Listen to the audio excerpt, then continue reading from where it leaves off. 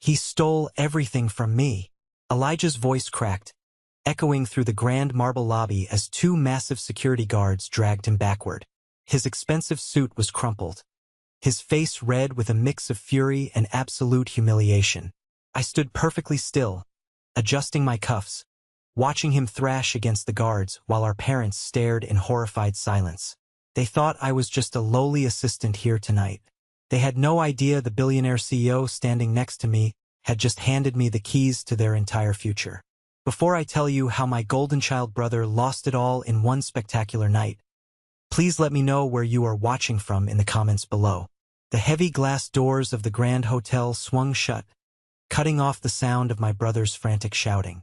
Outside, the city traffic continued its endless crawl, completely indifferent to the fact that Elijah's world had just violently collapsed. I stood in the lobby, the polished marble floor reflecting the dazzling crystal chandeliers above. The silence that followed his forced exit was deafening. My mother, Martha, had her hands clamped over her mouth. Her eyes darted wildly between the exit where her favorite son had just been thrown out like common trash, and me, standing calmly next to Mr. Sterling. My father, Robert, looked like he had physically aged 10 years in the span of 3 minutes. His jaw hung slack. He tried to take a step toward me, his hand reaching out, but the cold, impenetrable wall of Mr. Sterling's private security detail subtly shifted, blocking his path. I didn't flinch. I didn't smile. I just looked at the two people who had spent my entire life making me feel completely invisible. Mr. Sterling, a man whose net worth could buy and sell our entire hometown, turned to me. He adjusted his impeccably tailored jacket and spoke in that quiet, commanding tone that moved markets. "Are we finished here, Mason?" I looked at my parents one last time. I saw the desperate confusion in their eyes. They were trying to reconcile the boy they had discarded with the man standing before them. "Yes, sir," I replied, my voice steady. "We are completely finished." As we walked toward the private elevator, leaving my parents stranded in the lobby of a world they would never belong to, my mind didn't dwell on the victory. It didn't revel in the humiliation I had just handed back to them. Instead, it pulled me backward. It pulled me back through the years of grinding hustle, the sleepless nights, and the bitter betrayals. They asked themselves tonight how I could be so utterly ruthless. They looked at me like I was a stranger who had suddenly invaded their lives just to tear down their golden boy. But they forgot. People like my parents always forget the damage they do. They sweep it under the rug and call it family loyalty.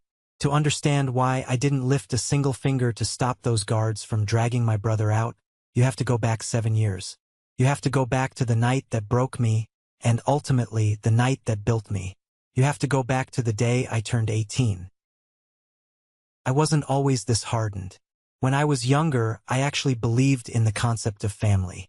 I believed that if I just kept my head down, did the right thing, and caused no trouble, eventually, it would be my turn. I was wrong.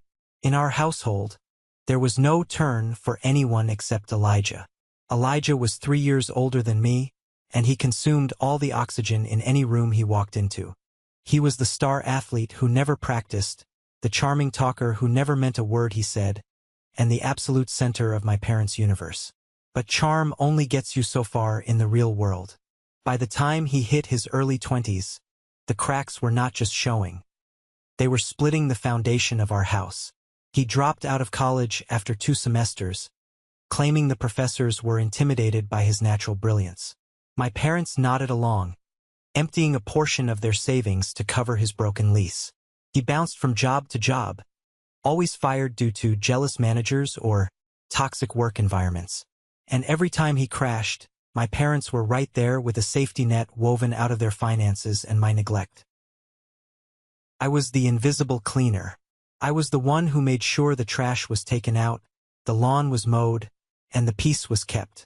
I got straight A's in high school. I remember bringing home my final report card in my junior year. I had scored at the top of my class. I placed it on the kitchen counter, waiting for a simple good job. Instead, my mother walked right past it, holding a cold compress to her forehead. Elijah had just gone through a spectacularly messy divorce after a 6-month marriage, and the house was in a state of mourning. "Not now, Mason," she had snapped, batting the report card away. "Can't you see your brother is going through hell? He's dealing with lawyers and a divorce. Have some sympathy." That was the running theme. My achievements were always a footnote to Elijah's disasters. I was constantly told that I was the strong one, the independent one. It was their convenient excuse to ignore me. "You don't need us, Mason," my father would say, clapping me on the shoulder while handing Elijah the keys to his car. "Elijah needs a little help finding his footing." I accepted it. I internalized the idea that my role was to shrink so Elijah could expand. I told myself that once I turned 18, I would quietly pack my bags, go to a state college, and start my own life.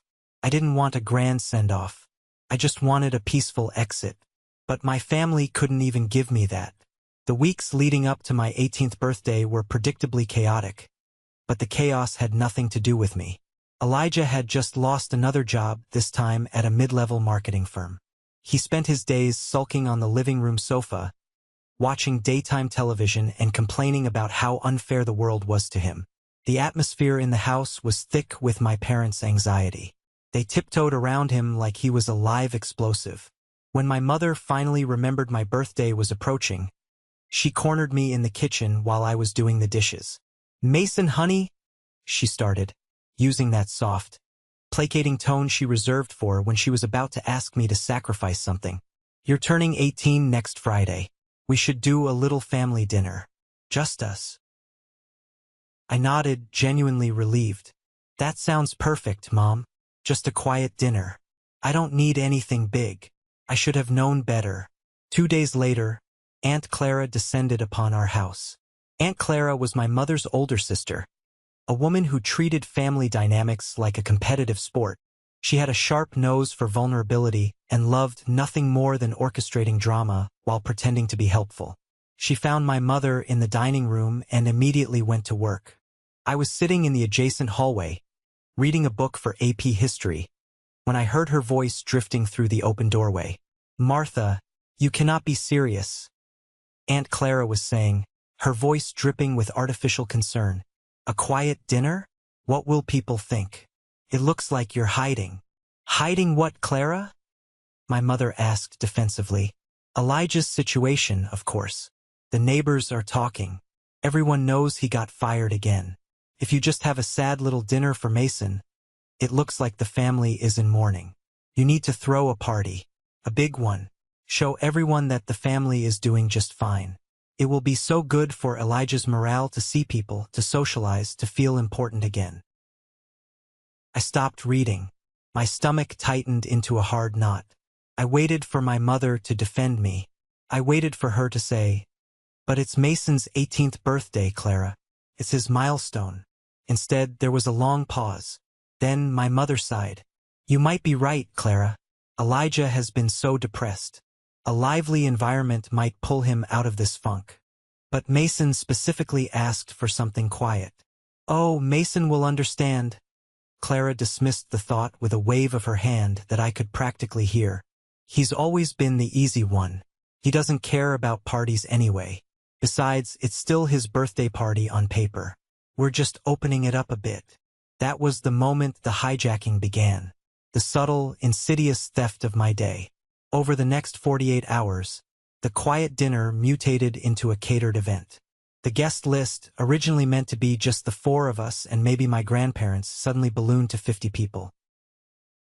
I watched as my mother sat at the kitchen island, enthusiastically writing down names. I walked up behind her and glanced at the list. I didn't recognize half the people on it. "Mom, who are these guys?" I pointed to a cluster of names at the bottom. She didn't look up from her notepad. "Oh, those are Elijah's friends from his old fraternity. He hasn't seen them in a while, and I thought it would be a nice surprise for him." "At my birthday party?" I asked, my voice tight. She finally looked at me, her expression hardening just a fraction. It was the look she gave me whenever I dared to disrupt the narrative she was building for Elijah. "Mason, please don't be selfish. You know how hard things have been for your brother. You have your whole life ahead of you.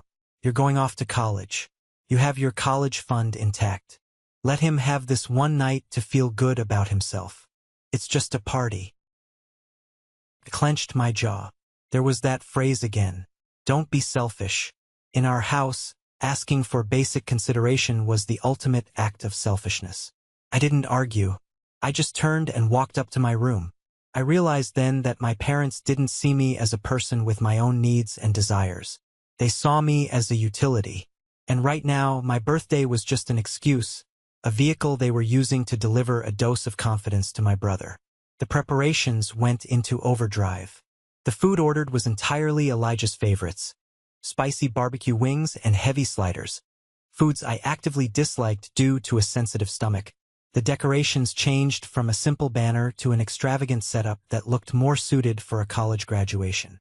But the worst part, the part that truly drove a wedge into my chest, wasn't what my parents were doing. It was what happened next with the only person I thought was actually on my side. Julian was my best friend. We had known each other since middle school. He was the guy I studied with, the guy I played video games with, and the guy I vented to when my house felt too suffocating. Julian knew exactly how my parents treated me. He knew all about the Elijah show. When I told him how my birthday had been hijacked, he had shaken his head in disgust. "Man, that is messed up," Julian had said as we sat on the hood of his beat-up Honda in the school parking lot. "Just survive the night, bro. We'll go get burgers on Saturday. Just the two of us. Real birthday style." That promise was my anchor. I figured I could endure a few hours of being a background prop at my own house if I knew Julian was there, rolling his eyes with me from the corner of the room. 2 days before the party, I came home from a late shift at my part-time job. The house was unusually quiet. My parents had gone to the grocery store for last-minute supplies. I walked into the kitchen to grab a glass of water and heard voices coming from our back patio. It was Elijah and Julian. I froze, the glass halfway to the faucet. Julian never hung out with Elijah. Julian thought Elijah was an arrogant jerk. I moved silently toward the sliding glass door, staying hidden behind the curtains. They were sitting at the patio table. Elijah was leaning back, smoking a cigar he probably stole from our dad's study, looking incredibly pleased with himself. Julian was leaning forward, looking anxious. "So, the playlist is set?"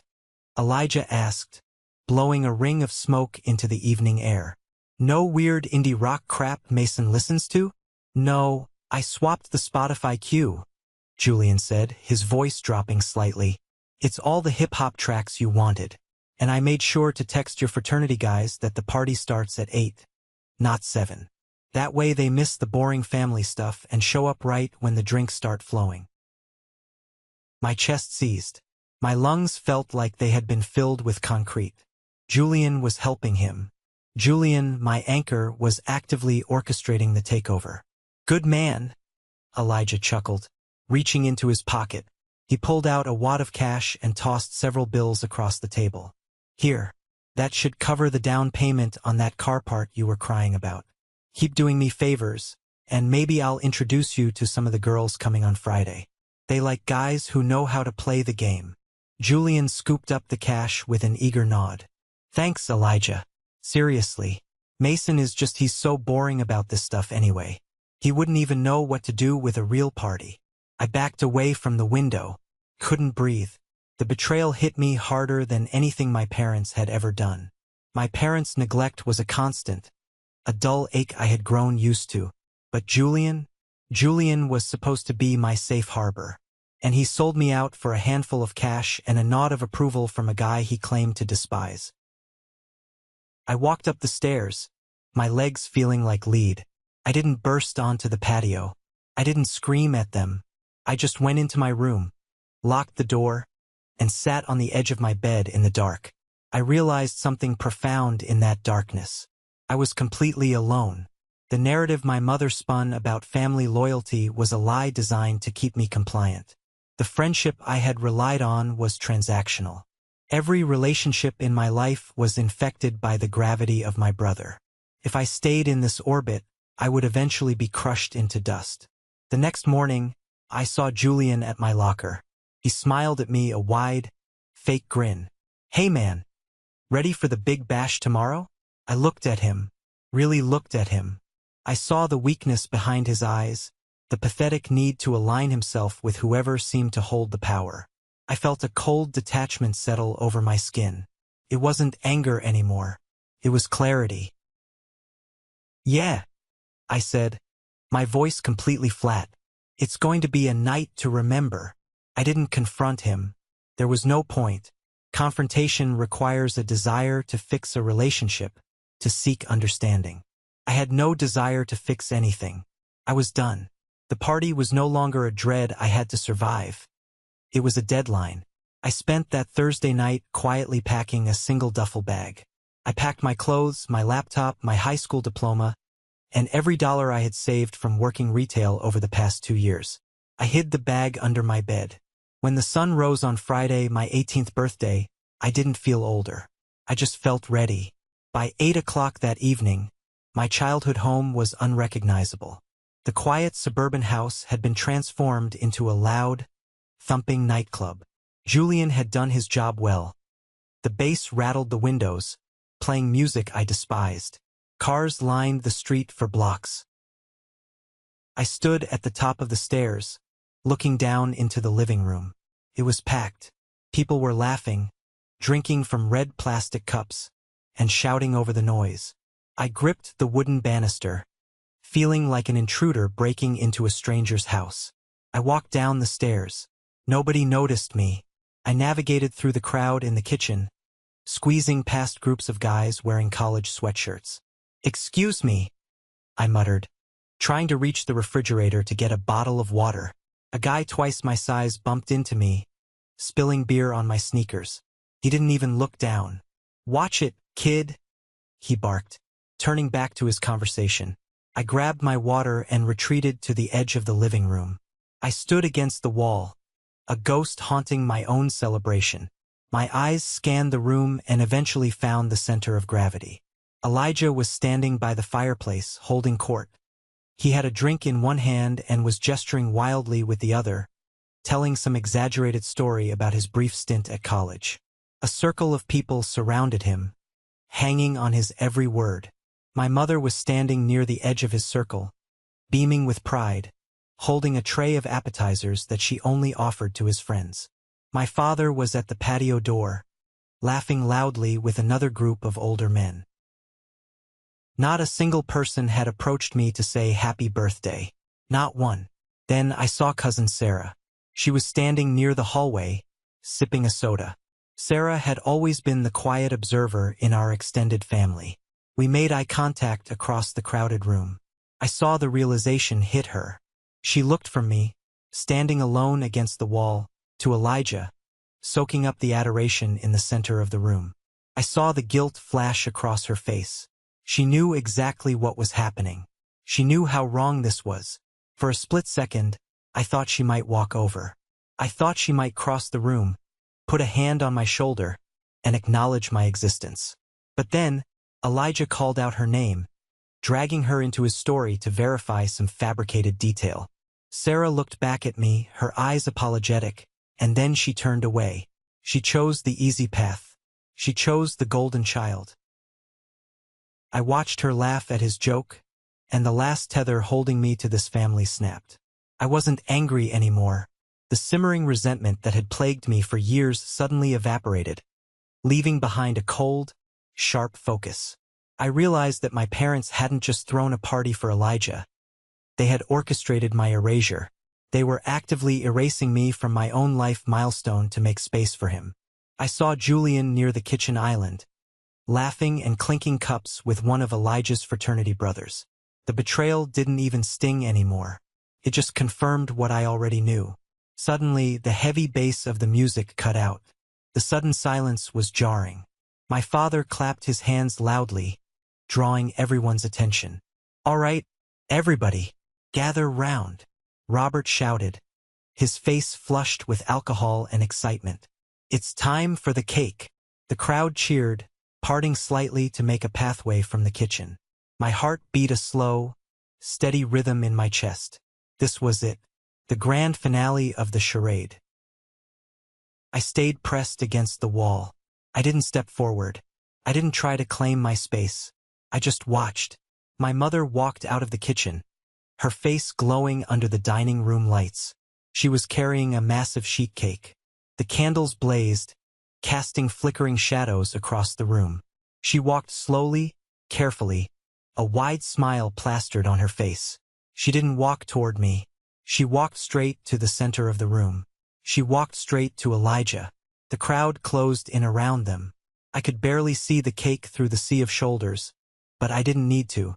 I knew exactly what was happening. "All right, let's sing," my father bellowed. The off-key chorus of 50 people began to echo through my house. "Happy birthday to you, happy birthday to you." I stood perfectly still, my breathing shallow. I waited for the crucial line. I waited to see how far they were willing to go. "Happy birthday, dear," my mother's voice rang out above the rest, clear and joyful. "Elijah and Mason," she said his name first. "On my 18th birthday." As the song finished and the crowd cheered, I saw a gap in the people. I saw the cake. Written in thick, bold blue icing across the center were the words, "Happy 18th again, Elijah," and squished into the bottom right corner, almost falling off the edge in a tiny, hurried script, was "and Mason." "Blow out the candles, boys," my father cheered. Elijah leaned over the cake, laughing. He didn't even look around to find me. He took a deep breath and blew out the candles in one dramatic gust. The room erupted in applause and whistles. My mother looked up, her eyes finally scanning the room. She found me leaning against the wall. For a fraction of a second, her smile faltered. Maybe she saw the absolute deadness in my eyes. Maybe the reality of what she had done finally pierced her delusion. But instead of apologizing, instead of calling me forward, she gave me a small, tight smile and mouthed, "Let's celebrate both. It's special for everyone." I didn't nod. I didn't smile back. I pushed myself off the wall. The crowd was already breaking apart, turning their attention back to the alcohol and the music starting up again. No one noticed me moving. I was exactly what they wanted me to be, invisible. I walked quietly down the hallway to the hall closet. I opened it, bypassing my father's heavy coats, and pulled out my dark denim jacket. I slipped it on. The fabric felt like armor. I walked past the kitchen. I could hear Elijah loudly demanding the first slice of cake. I walked past the living room, where Julian was aggressively trying to flirt with a girl clearly out of his league. I reached the front door. I placed my hand on the brass knob. I paused for one single heartbeat. I thought about the 18 years I had spent in this house. The quiet obedience. The desperate hope that one day doing the right thing would be enough. I realized that keeping the peace meant fighting a war against myself. And I was done losing. I turned the knob. The heavy door opened, letting in the cool night air. I stepped out onto the porch. Behind me, the muffled thumping of the bass continued. No one called my name. No one rushed out to stop me. I pulled the door shut behind me. Click. That sound, the solid metallic click of the deadbolt sliding into place, was the loudest thing I heard all night. It was the sound of a chapter ending permanently. I walked down the driveway, passing the rows of parked cars belonging to strangers. I didn't look back at the house. I kept my eyes on the streetlights reflecting off the dark asphalt. I walked to the end of the block, retrieved the duffel bag I had hidden behind some bushes earlier that afternoon, and kept walking. I didn't know exactly where I was going. I just knew I was never going back. The first night, I slept on a bench at a 24-hour bus terminal. It was uncomfortable, cold, and smelled like stale coffee and exhaust. But as I lay there, using my duffel bag as a pillow, I felt a strange sensation expanding in my chest. It took me a few hours to recognize it. It was oxygen. For the first time in my life, I could breathe without the suffocating weight of my family's expectations crushing my lungs. I spent the next 2 days figuring out logistics. I bought a cheap burner phone with my saved cash. I found a seedy motel on the outskirts of the city that rented rooms by the week with no credit check. I started applying for every entry-level manual labor job I could find online at the local library. It wasn't glamorous. It was terrifying. I was eating cheap instant noodles and counting every penny. But every dollar I spent was mine. Every decision I made was mine. On the third day, my original cell phone, the one still tied to my parents' family plan, started buzzing wildly on the cheap motel nightstand. I sat on the edge of the lumpy mattress and stared at the screen. It was my mother. She had called 6 times in the last hour. I watched it ring, the vibration shaking a half-empty water bottle. I finally picked it up and hit accept. I didn't say anything. I just held it to my ear. Mason. Her voice was shrill, completely devoid of maternal worry. It was the voice of a woman whose carefully constructed image had been inconvenienced. Where on earth are you? Are you done with this little tantrum? I remained silent. You embarrassed us, Mason, she continued, her tone escalating into anger. Do you have any idea how it looked when people asked where the birthday boy was, and you had just vanished? You ruined the end of the party. I heard my father's voice booming in the background. Tell him if he doesn't get his ungrateful self back here by dinner, he can forget about his college fund. A dry, humorless chuckle escaped my throat. The college fund. The one they had already bled dry to pay for Elijah's mistakes. They were threatening me with an empty weapon. Did you hear your father? She snapped. Elijah is very upset. He feels terrible that you overreacted like this. Keep the party, Mom, I said. My voice was raspy, completely devoid of emotion. It didn't sound like the quiet, obedient son she knew. It sounded like a stranger. Keep the party. Keep the house. Keep him. Mason, what are you talking about? Come home right now and... I pulled the phone away from my ear, ended the call, and popped the back cover off. I pulled out the SIM card, snapped the small piece of plastic in half between my fingers, and dropped it into the motel trash can. The silence in the room was absolute. I lay back on the bed and stared at the water-stained ceiling. The storm had passed. I was entirely alone in the wreckage, but for the first time I was the one holding the hammer. The next 3 years were a brutal, unforgiving grind. When you cut ties with your entire support system at 18, the world doesn't applaud your bravery. It immediately tries to crush you. I didn't go to a state college. I couldn't afford to play games with student loans and debt. I needed capital, and I needed it fast. I started working 2 jobs. By day, I was a runner for a mid-sized corporate law firm downtown. I delivered documents, fetched coffee, and listened. I listened to how the attorneys spoke, how they negotiated, and how they weaponized information. By night, I worked at a high-end restaurant, cleaning tables and watching the city's elite throw around money like it was confetti. I lived in a studio apartment the size of a closet, sleeping 4 hours a night. I had no friends. I didn't date. Every ounce of my energy was poured into observing, learning, and saving. I taught myself financial modeling on a cheap, second-hand laptop using free online courses. I learned how to read market trends, how to identify undervalued assets, and most importantly, how to remain completely invisible while doing it.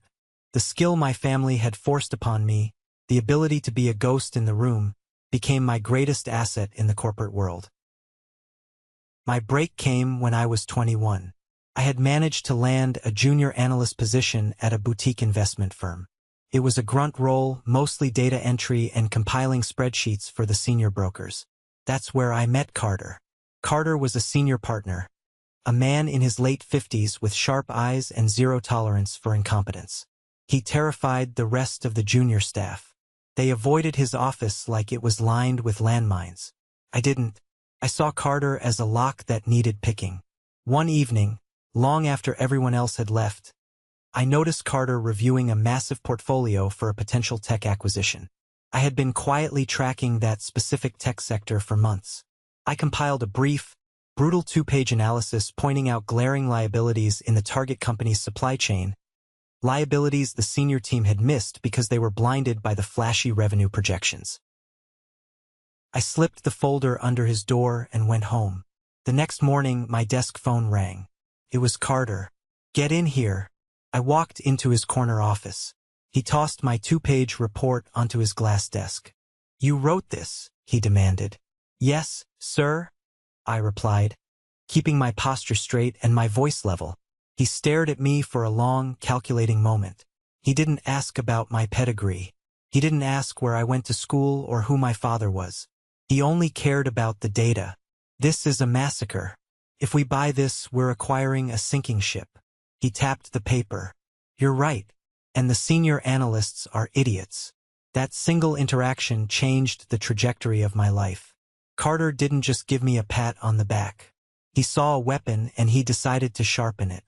Over the next year, he pulled me out of the bullpen and made me his direct protege. He threw me into high-stakes negotiations, forcing me to sink or swim. I swam. When I brought in my first independent deal, a restructuring play that netted the firm millions, Carter slid a piece of paper across his desk. It was a new contract, a massive promotion. I looked at the number written under salary. It was more money than my father had made in 5 years. I felt a surge of adrenaline, a raw, electric thrill. I hadn't begged for this. I hadn't waited for it to be handed to me. I had hunted it down and killed it myself. You've got a killer instinct, Mason, Carter said, pouring 2 glasses of scotch. He handed me one. You don't operate on emotion. You operate on leverage.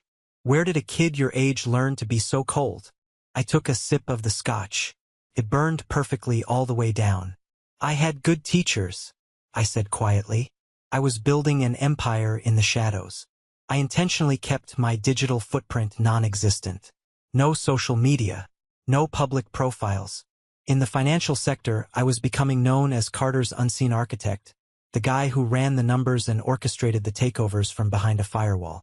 I was wealthy, I was respected, and I was completely free. Or so I thought. I had underestimated the desperate lengths a drowning man will go to when he smells a lifeline. Elijah was drowning. While I had spent the last 4 years building a foundation out of concrete, he had spent it building a house of cards.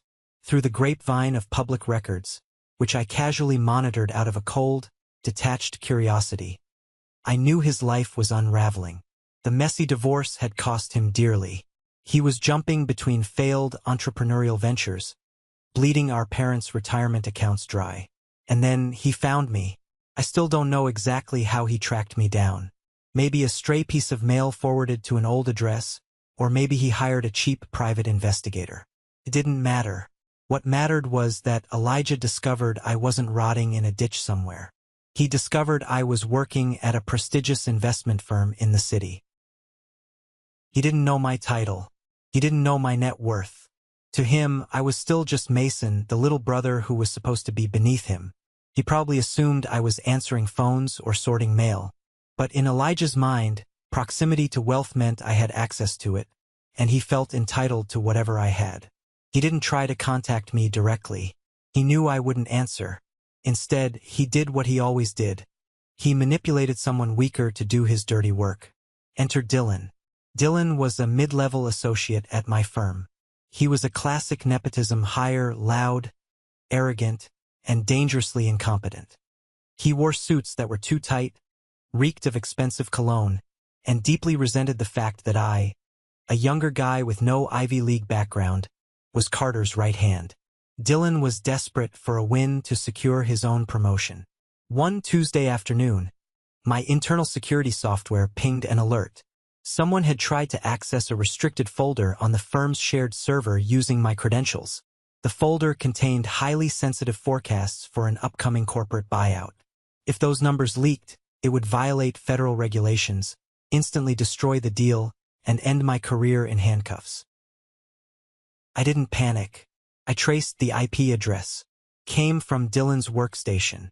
I didn't report him to HR. That was too simple. I needed to know why he was targeting me.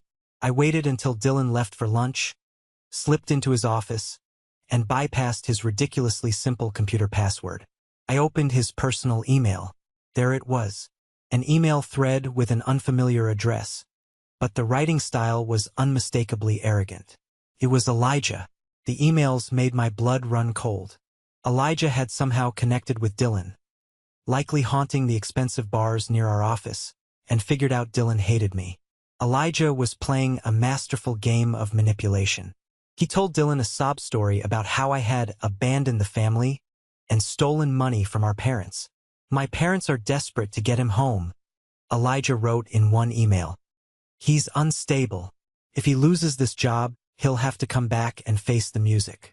Get me something that shows he's screwing up, and I'll make sure my dad's golfing buddies throw their portfolios your way. It was a blatant lie. My father didn't have wealthy golfing buddies. But Dylan was greedy and stupid enough to believe it. Elijah wasn't trying to bring me home out of love.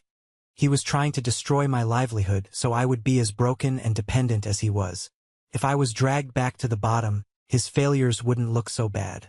I sat at Dylan's desk, staring at the screen. The old Mason, the 18-year-old kid, would have felt a crushing wave of depression. He would have felt victimized. The new Mason felt nothing but a dark, predatory calm. I didn't delete the emails. I didn't confront Dylan. I backed out of his computer, went back to my office, and began to build a trap. If Dylan wanted confidential data to leak and pin on me, I was going to give it to him. Over the next week, I carefully constructed a shadow server. I filled it with highly technical, incredibly convincing, but completely fabricated financial projections regarding a dummy corporation. I made the data look like the holy grail of insider trading. Then, I intentionally left a backdoor open in my own firewall. A breadcrumb trail so obvious that even an idiot like Dylan could follow it. I watched the server logs in real time on a Friday night. At 8:45 p.m., Dylan took the bait. I watched his IP address download the fabricated files. I imagined him sitting in his office, sweating, thinking he had just secured the evidence to ruin my career and secure his promotion. He immediately forwarded the files to an external competitor's Dropbox, an illegal move designed to frame me for corporate espionage. What Dylan didn't know was that Carter and I had already flagged that external Dropbox with the firm's cybersecurity team. The moment Dylan hit send, the system locked his workstation, flagged his employee ID, and sent a direct alert to the firm's legal counsel. On Monday morning, Dylan didn't make it past the lobby. Security escorted him into a private conference room with our lawyers. He was terminated immediately, facing potential federal charges for attempting to steal corporate secrets. He tried to blame me, screaming that I set him up, but the digital trail he left, the one I designed, proved he acted alone maliciously. As security marched Dylan out of the building, he saw me standing by the elevators. He glared at me, his face pale with panic. I just offered him a slow, cold nod. Dylan was neutralized, but he was just the pawn. The real target was the man pulling the strings. Elijah thought he could reach into my world and break my legs from a distance. He thought I was still the quiet kid leaning against the wall at the party. He was about to find out that the kid he threw away had built an empire, and I was about to invite him to the execution. Gemini to NOI Fan 52 MUC1. 852. The night of the annual Sterling Foundation Gala was the kind of event that shut down 3 city blocks. Black SUVs lined the streets. The red carpet stretched up the marble steps of the Grand Plaza Hotel. Flashbulbs popped like fireworks as the city's elite stepped out of their vehicles. I was 25 years old, standing inside the grand foyer, adjusting the cuffs of a custom-tailored Tom Ford suit. 7 years had passed since I walked out of my childhood home with nothing but a duffel bag and a burner phone. Tonight, I was overseeing the final signatures on a corporate merger that would redefine the tech sector in our state. Carter had entrusted the final negotiations to me. I wasn't just in the room anymore. I owned the room. The foyer smelled of expensive lilies and old money. I stood near a towering ice sculpture, nursing a glass of sparkling water, waiting for Mr. Sterling to arrive. My phone buzzed in my pocket with a text from Carter confirming the final contract drafts were printed. I looked up to check the time on the gold clock above the entrance. That was when I saw them. It was like a ghost from a past life walking through the revolving glass doors. Elijah. And right behind him, looking entirely out of place in their rented formal wear, were my parents. Robert and Martha. My grip tightened on my glass. The air in my lungs turned to ice. Out of all the people in this city of millions, they had managed to secure invitations to this specific event. Later, I would find out Elijah had begged, borrowed, and practically mortgaged his failing startup just to buy a low-tier sponsor table. He was desperate. His business was sinking, his investors were pulling out, and he needed to rub shoulders with the giants tonight to beg for a bailout. He brought our parents along as props to make him look like a grounded, family-oriented businessman. Elijah was scanning the room with that same arrogant, hungry look he had on my 18th birthday. He wore a tuxedo that didn't quite fit right across the shoulders. My mother clung to his arm, looking around with wide, anxious eyes, completely overwhelmed by the sheer wealth surrounding her. They walked directly past the VIP check-in desk, ignoring the velvet ropes. Elijah was gesturing broadly, telling my father some fabricated story about how he knew half the board of directors. I stayed perfectly still, half hidden by the floral arrangements. I watched them navigate the room. I felt no fear. I felt no sadness. I just felt a cold, clinical curiosity. I wanted to see how the world treated them when they didn't have me to clean up their messes. Suddenly, Elijah's eyes locked onto mine. He stopped dead in his tracks. The smug smile slid off his face, replaced immediately by a look of sheer, unadulterated confusion. My mother followed his gaze, and her hand flew to her mouth. My father just stared. They marched over to me, not with hesitation, not with regret, with the exact same entitled stride they had used to trample over me my entire childhood. "Mason," Elijah sneered, looking me up and down.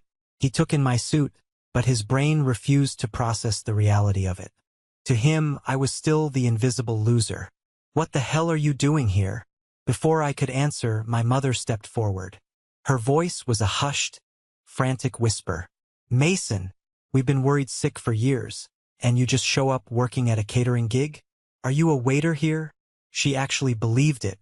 In her mind, the only way I could be standing in a room this opulent was if I was serving the food.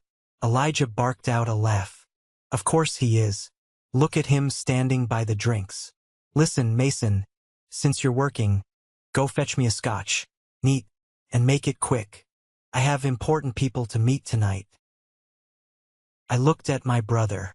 I looked at the dark circles under his eyes, the subtle tremor in his hands. He was terrified of going bankrupt, and he was projecting his panic onto me. "I'm not getting you a drink, Elijah," I said. My voice was low, smooth, and completely devoid of the intimidation he expected. My father's face turned red. "Don't you take that tone with your brother," he hissed, stepping closer. "He is trying to save our family's investments. He's here on business. You will show him some respect, or I'll have a word with your catering manager." "You don't want to speak to my manager, Robert?" I replied, using his first name. I saw him flinch. Just then, Chloe, the head of PR for the Sterling Foundation, marched over. She had an earpiece in and held a glowing tablet. She was a woman who didn't tolerate fools. She looked at Elijah, then down at her tablet. "Excuse me," Chloe said, her tone sharp enough to cut glass. "You are blocking the main thoroughfare for our platinum-level guests." "Name? Elijah," he said, puffing out his chest. "I'm a silver sponsor. I'm here to see Mr. Sterling."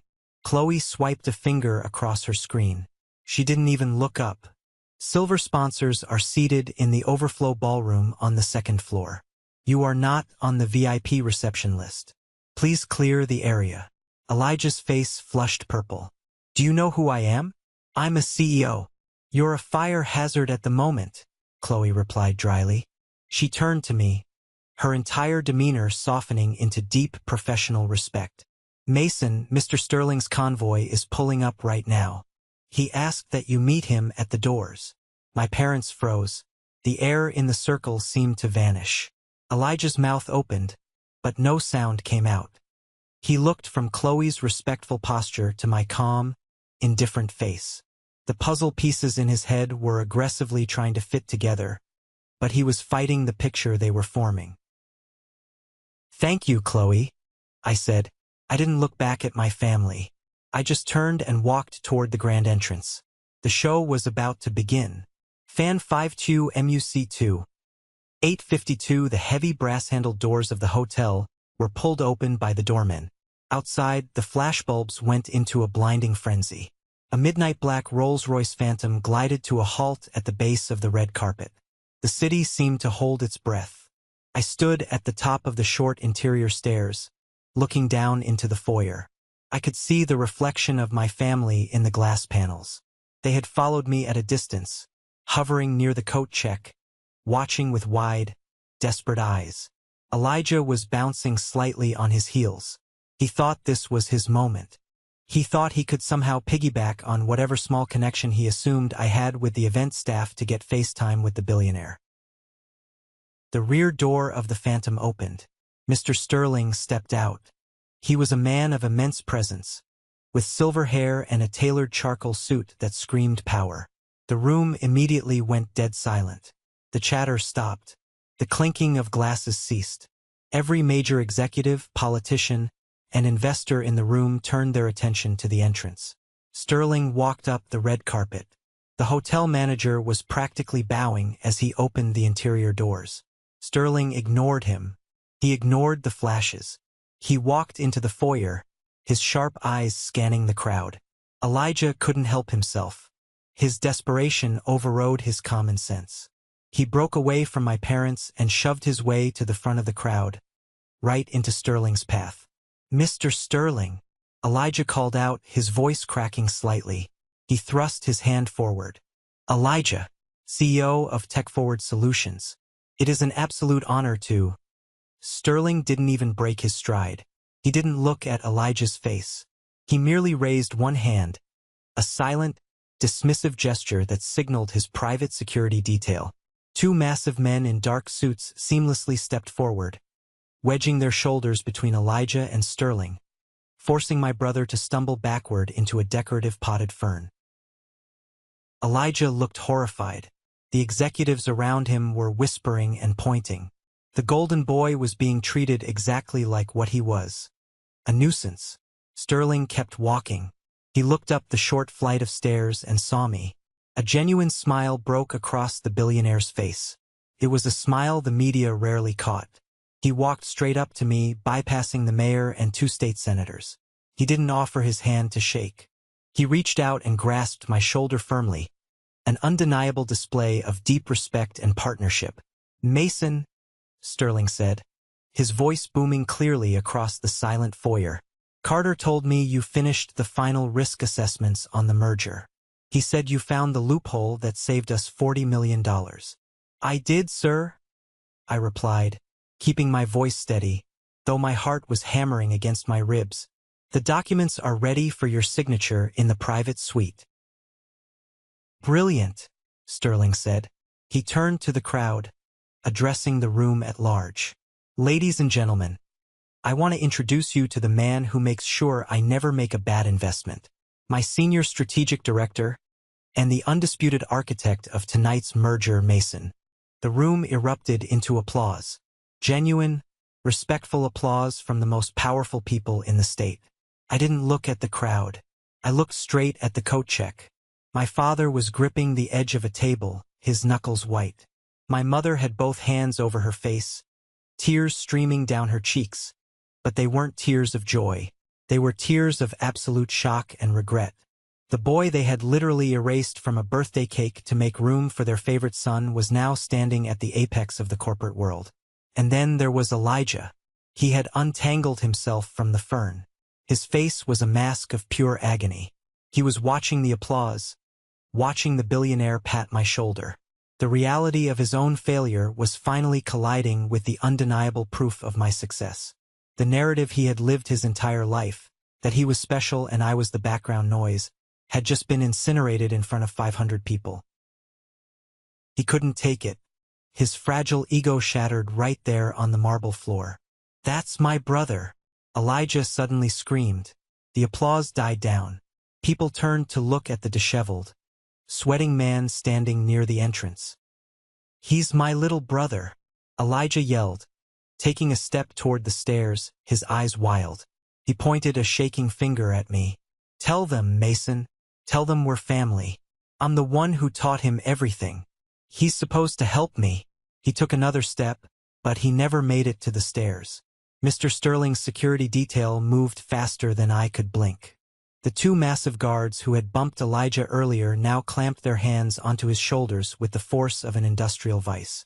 "Get your hands off me!" Elijah shrieked, his voice echoing off the high ceilings. He began to thrash violently, twisting his body, his expensive rented suit jacket ripping at the seam. "Mason, tell them. I need the funding. You owe me. I'm your brother." "He stole everything from me." Elijah's voice cracked, echoing through the grand marble lobby as the two guards dragged him backward toward the glass doors. His face was red with a mix of fury and absolute humiliation. I stood perfectly still, adjusting my cuffs. I looked down at him from the top of the stairs.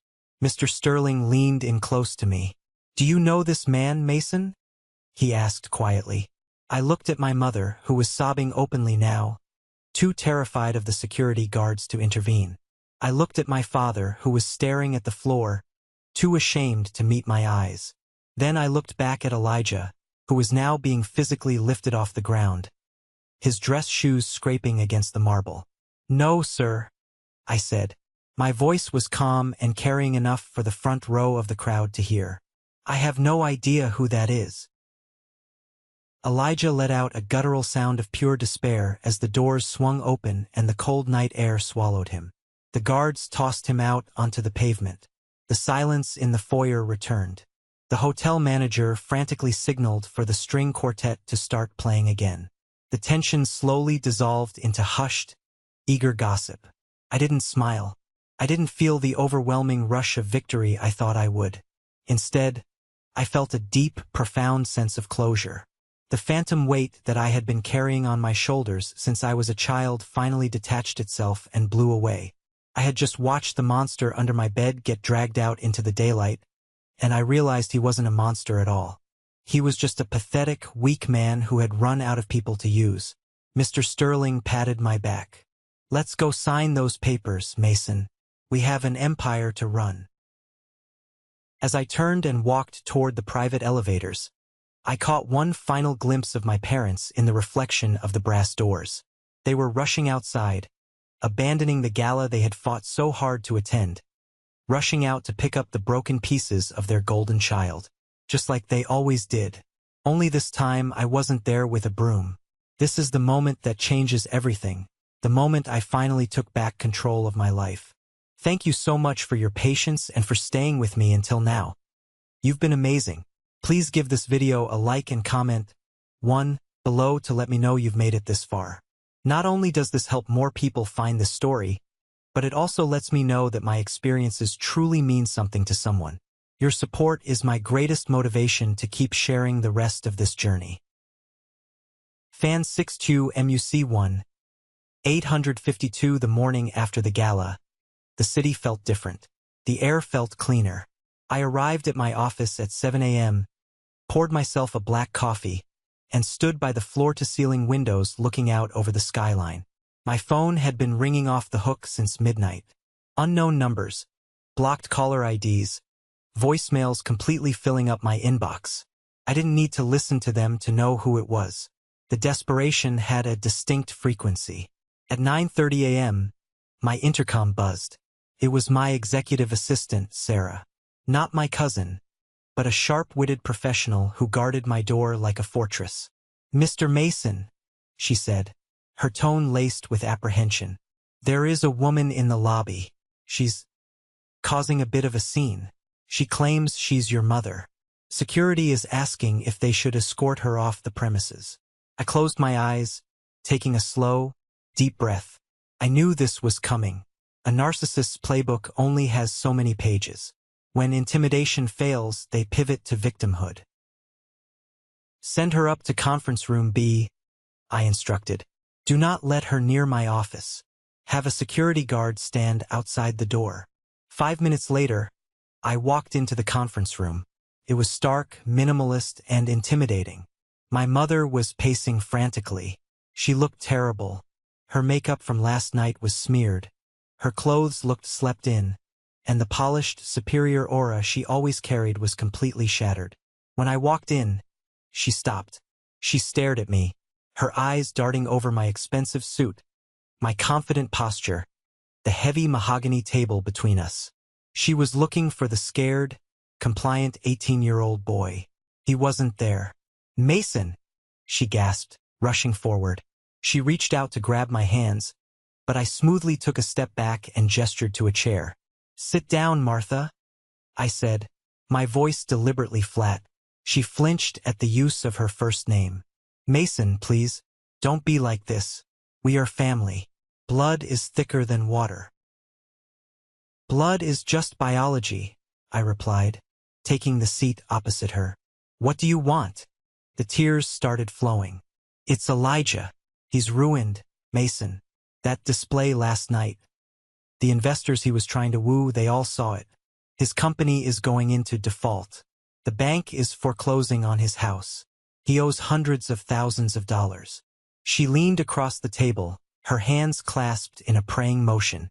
"We spent our entire retirement fund trying to keep his business afloat. Our inheritance from your grandfather, the money we saved. It's all gone. We have nothing left.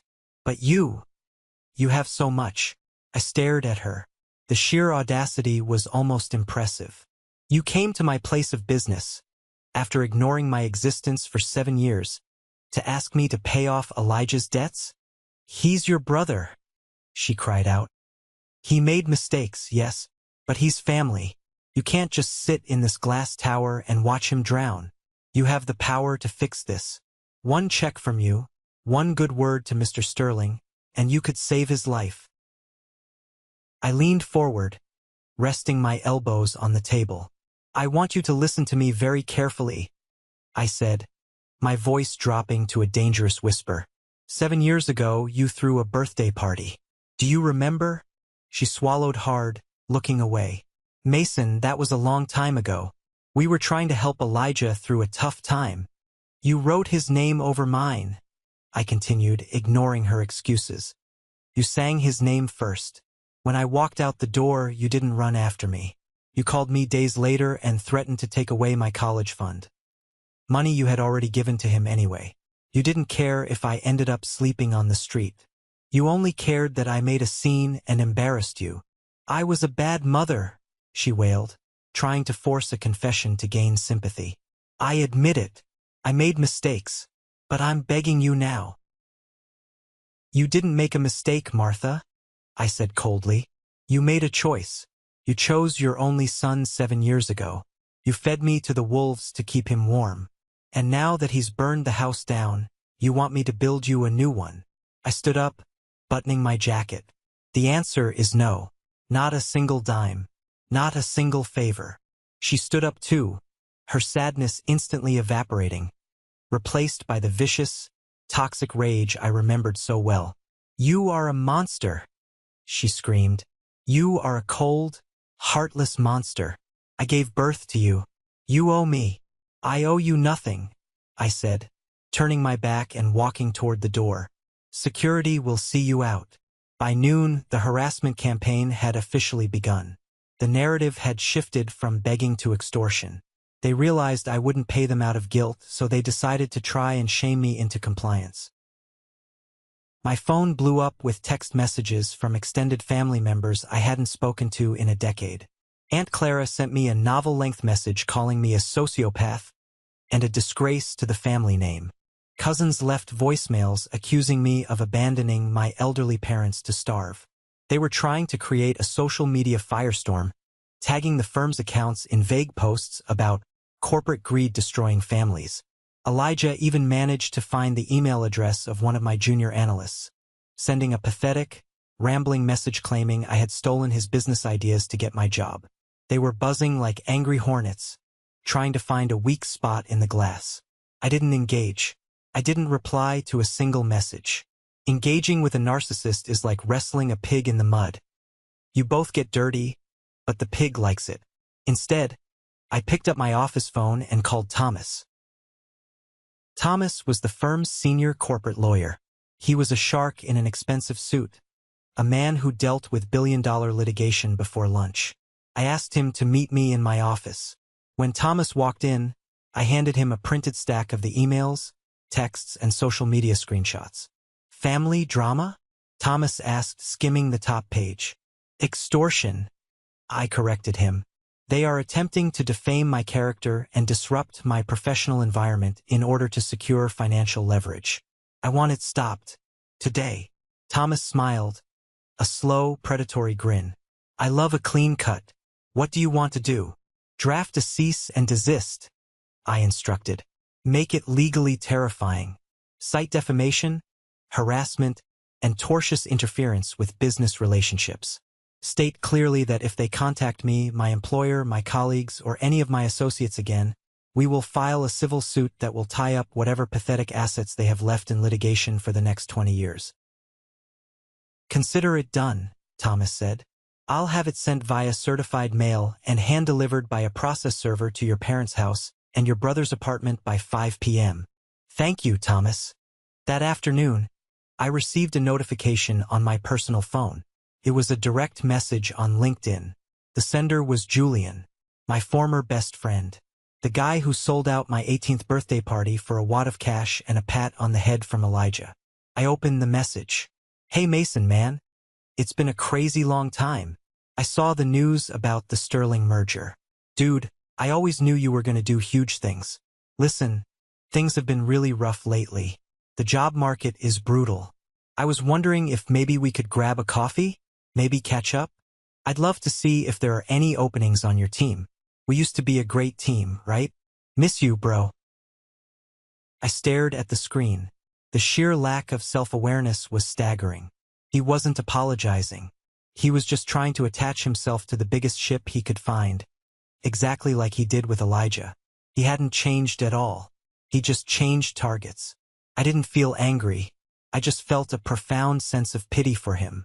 I moved my thumb over his profile, clicked the 3 dots in the corner, and hit block. I deleted the message. It was a small, satisfying click. At 5:15 p.m., Thomas sent me a quick email. Packages delivered. Signatures secured. The Hornets have been smoked. I walked out of my office that evening feeling lighter than air. The legal wall was up. The moat was filled. My phone was silent for the first time in 24 hours. As I walked down the street toward my favorite steakhouse, I realized that establishing a boundary isn't a cruel act. It's an act of self-preservation. When you lock the door on toxic people, you aren't punishing them. You are simply refusing to be their collateral damage anymore. The storm was finally over. Now it was time to watch the aftermath. The wheels of karma grind slowly, but they grind exceptionally fine. Over the next 6 months, I didn't have to lift a finger to watch Elijah's life completely unravel. The information just naturally trickled down through the city's financial grapevine and public records. The cease and desist order had terrified my parents into absolute silence. They knew my lawyers would destroy them. Left without their favorite punching bag to blame for their misery, they had to turn inward. And it was brutal. Elijah's company went into Chapter 7 bankruptcy. He had spent years faking it, throwing lavish parties on company credit, leasing sports cars he couldn't afford, and alienating anyone with actual talent. The market simply corrected him. The bank repossessed his downtown loft. His leased car was towed away in the middle of the night. With nowhere else to go, a 32-year-old Elijah had to pack his remaining clothes into garbage bags and move back into my parents' house. The house of cards collapsed, and it landed directly on Robert and Martha. Without me there to absorb the tension, the perfect family illusion shattered into a million sharp pieces. According to the gossip that occasionally reached me through extended relatives who were too scared to message me directly but loved to talk, the house became a war zone. My parents had drained their life savings, their retirement, and their emergency funds to keep Elijah afloat. Now the money was gone. The golden child was broke, jobless, and furious that the world hadn't handed him a crown. He blamed my parents for not supporting him enough. He blamed them for not being richer. The screaming matches could be heard down the street. The neighbors, who used to be impressed by Martha's carefully curated image of suburban perfection, were now calling the police with noise complaints. My mother started working a part-time retail job at 60 years old just to pay the utility bills. My father started drinking heavily, spending his evenings yelling at the television. Elijah refused to get a regular job, claiming it was beneath his status as a former CEO. He sat on their sofa, drinking my father's cheap beer, complaining about how unfair life was. They were trapped in a prison entirely of their own making. They had sacrificed their quiet, hard-working son to feed the ego of a parasite. And now the parasite had consumed the host. I would occasionally see their names pop up on public lien registries. I didn't feel a shred of guilt. I didn't feel the need to ride in on a white horse and save them. You cannot save people who are committed to their own destruction. Watching their downfall wasn't about vengeance. It was just a reaffirmation of the laws of physics. Actions have consequences. Gravity always wins. I was sitting in a cafe on a crisp Tuesday morning, reviewing a quarterly report, when I heard a hesitant voice. Mason. I looked up. Standing near my table, holding a paper coffee cup, was Sarah, my cousin, the girl who had made eye contact with me across the crowded living room on my 18th birthday and chose to look away. She looked nervous. She was dressed in medical scrubs, looking exhausted but genuine. Sarah, I said, putting my pen down. I didn't smile, but I didn't scowl either. I remained neutral. I know you probably don't want to see anyone from the family, she said quickly, her words tumbling out. I just saw you sitting here, and I couldn't walk past without saying something. I gestured to the empty chair across from me. Sit. She sat down carefully, clutching her coffee cup like a lifeline. She didn't launch into a sob story. She didn't ask for money. She just looked me straight in the eyes. I want to apologize, Sarah said. Her voice shook, but she didn't look away. For your 18th birthday party, I saw what they were doing. I saw you standing against the wall, completely alone. I knew it was wrong. I knew Julian was an idiot, and Elijah was stealing your day. And I didn't do anything.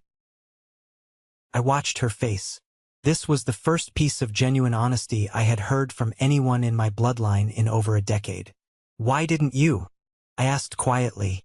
A tear slipped down her cheek. Because I was a coward. Elijah was popular, and your parents were so intimidating. I was scared that if I stood up for you, they would turn their anger on me. I wanted to protect myself.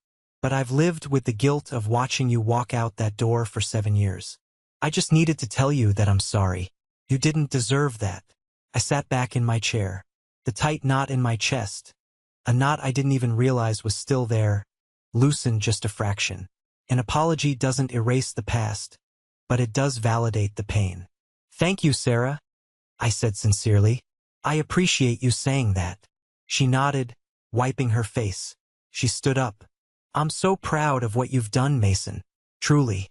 I won't bother you again. I watched her walk out of the cafe. I didn't invite her back into my life. Some bridges, once burned, are better left as ashes. But as I took a sip of my coffee, I realized that holding on to the anger was no longer serving me. The wound had finally closed. The city skyline sparkled like a sea of diamonds through the floor-to-ceiling windows of my penthouse apartment. It was a Friday night, precisely 1 year after the gala that changed everything. The air in the room was warm, filled with the rich smell of roasted garlic, expensive red wine, and genuine laughter. I stood in my kitchen, leaning against the marble island, watching the scene unfold in my living room. I wasn't alone. Carter was sitting on the leather sofa, passionately arguing about vintage watches with Luke, my brilliant junior associate who had helped me set the trap for Dylan. Chloe, the PR manager from the Sterling Foundation who had shut Elijah down at the door, was laughing loudly, pouring another glass of wine for her husband. These were my people. This was the family I had built. There was no tension in the room. No one was competing for the spotlight. No one was performing a fake version of themselves to appease a fragile ego. We were just a group of people who respected each other, who had fought in the corporate trenches together, and who celebrated each other's victories without a shred of jealousy. Luke walked over to the kitchen island to grab a handful of grapes. "Great food, boss," he said, popping a grape into his mouth. Much better than the takeout we usually eat at our desks at 2 a.m. I smiled. Don't get used to it. Come Monday, we're back to the grind. That tech merger isn't going to finalize itself. Always the slave driver, Luke joked, walking back to join Carter's debate. I looked around the room. I thought about the house I grew up in. I thought about the chaotic, suffocating energy of my parents' living room. I remembered the feeling of shrinking myself down, folding my personality into a tiny box just so I wouldn't upset the fragile balance of the Elijah show. I had spent the first 18 years of my life believing that family was a life sentence. I thought blood was a contract you couldn't break, an obligation to absorb abuse, neglect, and manipulation under the guise of loyalty. I was wrong. Blood is just an accident of birth. True family is a choice. True family is the mentor who sees your potential when you're just a kid fetching coffee. True family is the assistant who has your back when a snake tries to steal your work. True family is the people who show up for you, not because they share your DNA, but because they share your values. A knock on the door pulled me from my thoughts. I walked over and opened it. It was the concierge from downstairs, holding a large white bakery box. "Delivery for you, Mr. Mason," the concierge said with a polite nod. "Thank you," I said, taking the box and placing it on the dining table. Carter looked over. "What's in the box? Did you buy us a dessert to soften the blow of working this weekend?" "Something like that," I replied. I opened the cardboard flaps. Inside sat a simple, elegant cheesecake. No extravagant decorations. No obnoxious, colorful frosting. Just a clean, perfect cake. Right in the center, written in dark, unassuming chocolate lettering, were two words: "Happy Birthday." I realized, with a sudden, sharp clarity, that today was my 26th birthday. I had been so busy building my empire, managing my team, and living my life that the date had completely slipped my mind. I hadn't ordered this cake. I looked up. Chloe was leaning against the back of the sofa, smiling a knowing smile. "Carter noticed the date on some of your HR paperwork," she said. "We figured a guy who works as hard as you do deserves at least a slice of cake on his birthday." I stared at the cake. My vision blurred just for a second. "Come on," Luke yelled, clapping his hands. "Cut the cake. I'm starving." I picked up the silver knife. My hands were perfectly steady. I didn't have to share this cake. I didn't have to wait for someone else to blow out the candles. I didn't have to hide in the hallway, wearing a denim jacket, preparing to run away into the night. I was standing in my own home, surrounded by my own people, eating a cake that was meant entirely for me. "All right," I said, slicing into the rich dessert. "Who wants the first piece?" As the laughter swelled in the room, I looked out the window one last time. Somewhere in this city, in a cramped, angry house, my brother was probably screaming at my parents about his failed life. They were trapped in their cycle of misery, consumed by the toxic dynamic they had chosen to protect over me. But I was free. I was miles above the ground, breathing clean air. The shadow they had cast over me was gone forever. I took my slice of cake and walked out onto the balcony. The night air was cool, the city humming below me like a giant, mechanical heart.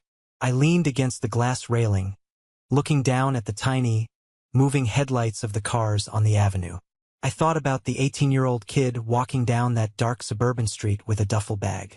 If I could go back in time, I wouldn't tell him that he was going to be a millionaire. I wouldn't tell him about the penthouse, the custom suits, or the respect of billionaires. I would just tell him that he was right to leave. Because the money isn't the victory. The victory is the silence. The victory is waking up on a Sunday morning and realizing that your heartbeat is calm. The victory is knowing that no one is going to manipulate you today, no one is going to demand you sacrifice your happiness for their comfort, and no one is going to erase your name. People will tell you that you must forgive family. They will tell you that holding on to a grudge is like drinking poison. But what they don't understand is that walking away isn't about holding a grudge. It's about putting down the poison they keep forcing you to drink. Forgiveness doesn't mean granting access. You can forgive someone from a distance while keeping the door locked. I don't hate my parents anymore. I don't hate Elijah. I just feel a cold, absolute indifference toward them. So, to anyone listening to this who is sitting in their room right now, listening to the screaming downstairs, to anyone who is being told that they are selfish for wanting basic respect, to anyone who is constantly being pushed aside to make room for a golden child, you are not crazy, you are not selfish, and you do not have to stay. There is a whole world out here waiting for you. It's tough and it's unforgiving, but it is fair. Out here, you get what you earn. Out here, your name belongs to you. Don't wait for them to throw you a party. Pack your bag, walk out the door, and build your own empire in the quiet. Thank you for sticking around and listening to my story. I know it's a heavy one, but I hope this resonated with you in some way. Have you ever found yourself in a similar situation? Have you ever had to walk away from people who were supposed to love you just to save yourself? Let me know down in the comments. I read as many as I can. Also, if you made it all the way to the end of this video, you are part of an elite group. Comment the letter W below. That stands for winner. It's a secret code for the 1% Club, the resilient, incredible people who stay until the very end and who know what it means to fight for their own peace. If my story helped you, or if you just want to hear more raw, real experiences like this, please hit that like button and follow the channel. We are building a community of strong people here, and I'd love for you to be a part of it. Until next time, stay strong, protect your peace, and keep walking forward.